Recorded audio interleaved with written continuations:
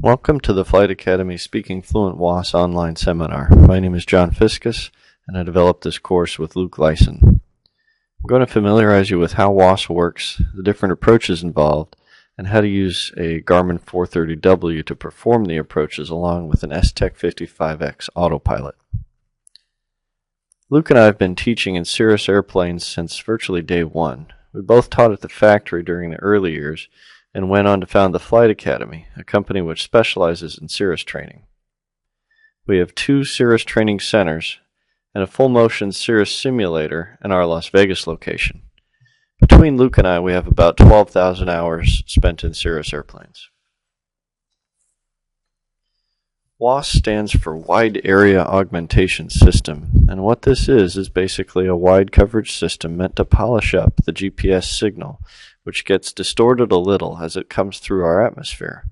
These distortions can vary from moment to moment and decrease the accuracy of the GPS location. I'll give a brief rundown of how the WAAS system works.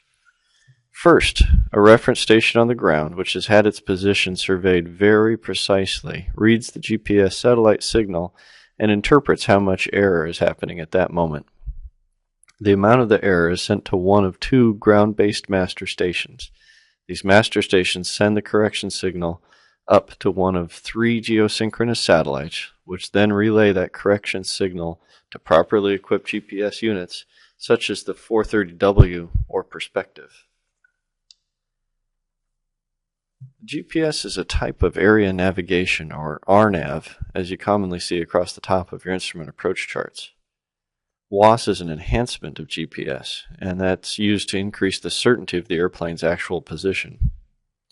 There are 3 primary kinds of augmented GPS approaches: the GLS, the LPV, and the LNAV/VNAV. We'll be talking about each of those in detail, as well as the 4th kind of WAAS approach, which is the LNAV plus V. And that's basically a normal, non-precision GPS approach that happens to have a suggested glide path available for smoother descents. The minimums for an LNAV plus V approach are exactly the same as those for a non-WAAS, non-precision approach, but the glide path allows for more confidence during the descent. WAAS provides a great deal of accuracy improvement for a GPS system. It was already pretty accurate, but with WAAS, it's going to be down to 3 meters most of the time, and is usually going to be all the way down to 1.5 meters, and that's about 5 feet. It also eliminates the need for RAIM. Only in remote areas like northern Minnesota or near military bases will we have to worry about the accuracy of the WAAS system being weakened. Typical precision approaches familiar to most pilots would be just the ILS. But now with WAAS, we allow more precision approaches, including the LPV and the LNAV/VNAV approach. WAAS adds a function called APV, which means approach with precision vertical, to normal GPS approaches. The more stable and controlled descent that these give allows us to descend even further when looking for a runway. And since one WAAS facility can serve a large number of airports, it's also a very economical method when compared to installing and maintaining ILS equipment at each individual airport. We've got a few new acronyms associated with this augmented GPS system, so we'll talk about that next. First, we've got GLS, which is Global Navigation Satellite Landing System, and that's going to be the closest to an ILS that normally get us just as low as a Category 1 ILS, or around 200 feet AGL. Most general aviation aircraft, including the Cirrus, are not able to shoot a GLS approach yet.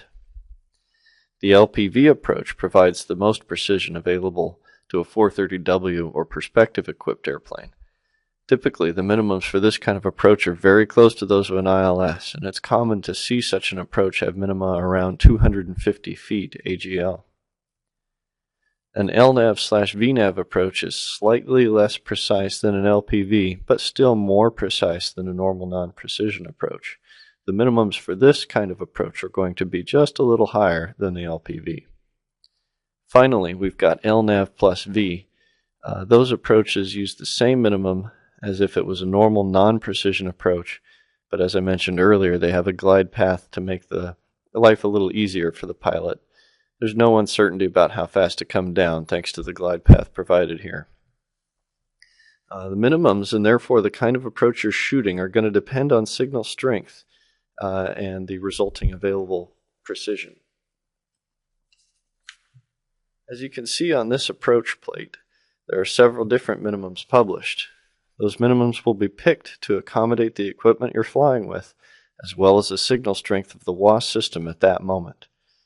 Tune into our next set of videos where we're going to discuss the different types of approaches and how to know which one you should pick. Thanks.